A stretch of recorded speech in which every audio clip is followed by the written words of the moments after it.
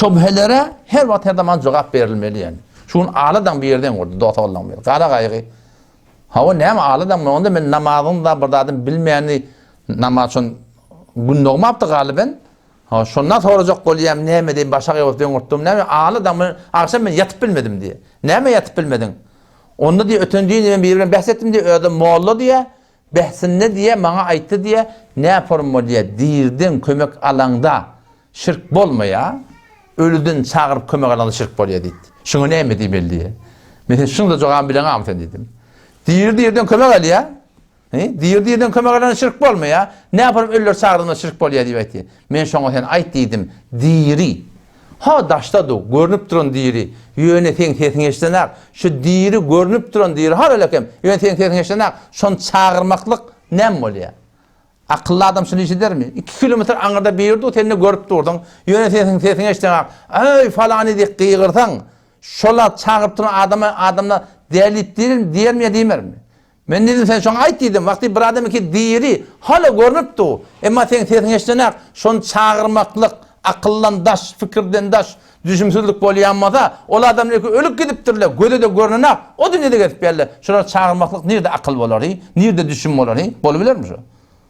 Ha ki ol, hoştağanın deftani adım atışa edebileyim, bizim ineyimiz var hoştağan deyip, ol bir ahunun herksin etiye, işlerini etiye, terek dur, anri, beri yer yurtma, akım şan kıynak etiye, işlerini ketip yattı da öngürecek, ödü kurrum verdi otam.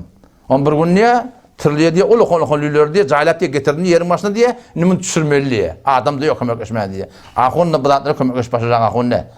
2 kilometrede Ankara'da Muhammed Hocam gelip diye, yol masayla sobaların bir yeri. Bunda bir iman istiyatı var, Muhammed Hocam diye kıyırıyor ana. 3-4 taraf kıyırıp durur ama ahun cıdama, hey, ne tuttun, yol mu burada deyiptir. Ne tuttun deyiptir. Muhammed Hocam tezin edecek mi deyiptir.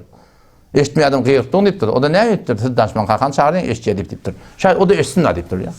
Sen diri hala görünüp dur, şonu çağırmaklık, sen samsıklık, nadançılık, düşümsüzlük diye etiyordun. Öyle ölüp gidiptir, o dünyada cennette gelip bir yerle, sen şunu çağırmaklık nerede akıl olup bilir? Şöphe da, dirden çağırmaklık, şirk bolmayan moda ne yapar ölülen çağırmaklık, şirk boluyor. Baba şirk diyenlerin ödün yeme, Allah Teala'nın has sıfatı var, ne kadar da var, Huda Teala'nın sıfatı mahlukta yok.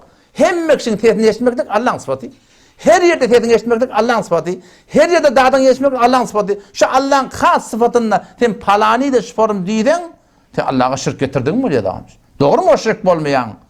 Tarafına uzubillahi kafiriye müşrik diyenler, yöne şu akide şirki. Bu demeyen kefimde Allah Mellek Nevi Rahmetullahi Aleyh Mecmul Fetavatında 27-28 seferinde şuna hakkında soralıptır da evliyalar daştan çağırıyor Allah. Şuna hakkında ne emedi yani? Hâdâ raculun fâsidul akide diye. Şu bir adam ki şuna akidet fasit diye. Bel yokşa aleyhil kufr dinden çıkmakla mümkün. O ne emedi? Fe inne semâ'al evliya min ba'idin leyse bi thâbitin. Evliyalar daştan çağırdığında eşitmeklik aslında sabitlat diye. Delil yok ne mi? Huda eşittir ama. Şuna delil var. Delilmiş. Han delilin Kur'an'dan, han delilin hadisten. Akide burada sabit olacak. O da Kur'an hadisi mutuatadan olmalı. O da tedi Hanefi mezhebinden ulemaların aydanına göre olmalı. Şeyde. Ama adam rahmetullahi akidesi. La yenbaghi li ahadin en yed'u Allah illa bihi. Dinin Huda'yı öğretmen tanıp boluydur. Allah'tan avadan attırın Huda'ya yalvarmalı. Ne Huda'dan en çağırmalı? Şon kişi ölküden adam bizden haberi yok babacan.